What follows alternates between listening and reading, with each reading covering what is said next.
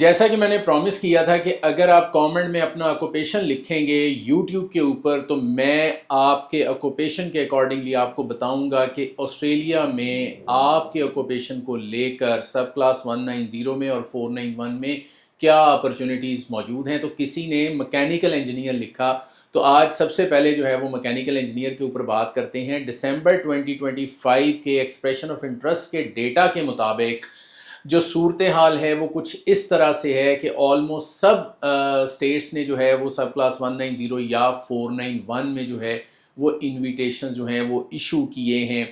अगर हम Australian capital territory को देखें तो सब क्लास 190 के लिए 100 पॉइंट्स पर जो है वो इनविटेशन दिया गया है। और अगर हम न्यू साउथ वेल्स की बात करें तो सब क्लास 190 में 100 एंड 105 पॉइंट्स के ऊपर जो है वो मैकेनिकल इंजीनियर्स को इनवाइट जो है वो किया गया है। नॉर्दर्न टेरिटरी ने सब क्लास 190 में सबसे कम पॉइंट्स पर जो है वो इनविटेशन इशू किए हैं, जहां 65 पॉइंट्स पर, 70 पॉइंट्स पर और 85 पॉइंट्स पर जो है वो इनवाइट दिए गए हैं। अगर हम क्वींसलैंड की बात करें तो 85 और 95 पॉइंट्स पर जो हैं वो नॉमिनेशन जो हैं वो इशू की गई हैं। साउथ ऑस्ट्रेलिया ने भी सब क्लास 190 में डिफरेंट राउंड्स के अंदर जो है वो लोगों को इनवाइट इशू किए हैं और 85, 95 और 100 पॉइंट्स के ऊपर जो है वो इनविटेशन इशू किए गए हैं। अगर विक्टोरिया की बात करें तो 75 पॉइंट्स पर मैकेनिकल इंजीनियर्स को जो है वो इनवाइट किया गया है। अगर हम रीजनल पाथवेज की बात करें तो सब क्लास 491 में अगर हम फैमिली स्पॉन्सर्ड की बात करें तो 105 पॉइंट्स पर जो है वो इनविटेशन इशू किया गया है।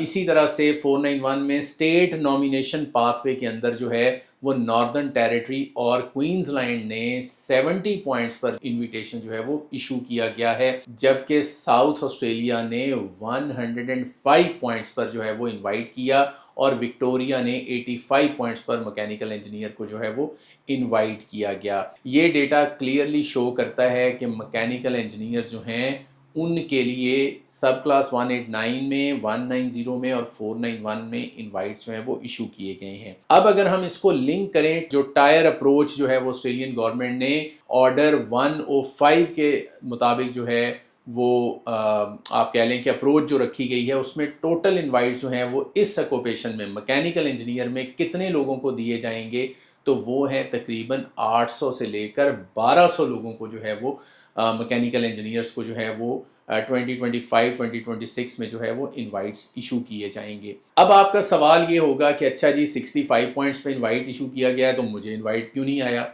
अच्छा, हर स्टेट जो है वो डिफरेंट तरह से जो है क्राइटेरिया ले रही है और उस क्राइटेरिया के अकॉर्डिंगली जो है वो लोगों को इनवाइट किया कर रही है। आपने हमें कॉल करके ये नहीं पूछना कि मेरे 70 पॉइंट्स हैं या 80 पॉइंट्स हैं तो मुझे इनवाइट क्यों नहीं मिला,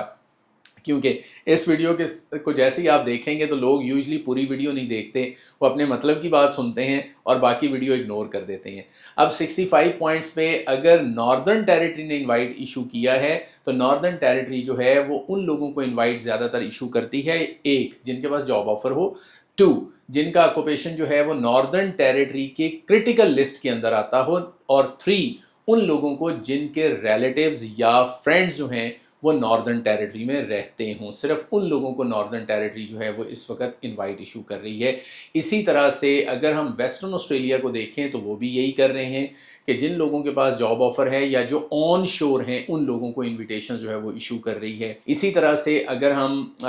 इसको देखें ACT वगैरह को, तो ACT के अंदर जो है वो उन लोगों को इनवाइट इशू किया जाता है जो ACT के मैट्रिक्स में सबसे हाई पॉइंट्स जो हैं वो ले रहे होते हैं। वो उनके जो पॉइंट्स होते हैं, ये जो नॉर्मल EOI सिस्टम के अंदर पॉइंट्स होते हैं वो उस तरह से नहीं हैं, उन्होंने अपना एक पॉइंट्स मैट्रिक्स बनाया हुआ है।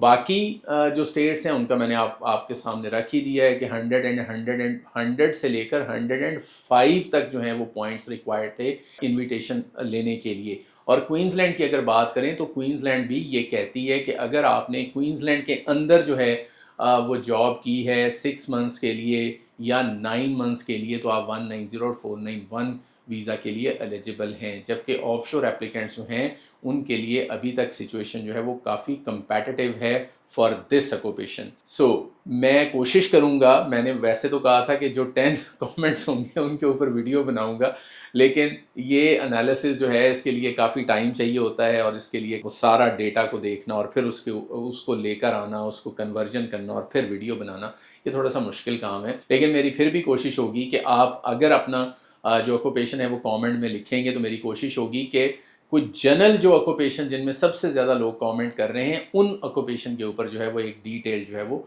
वीडियो बना दी जाए। Thank you.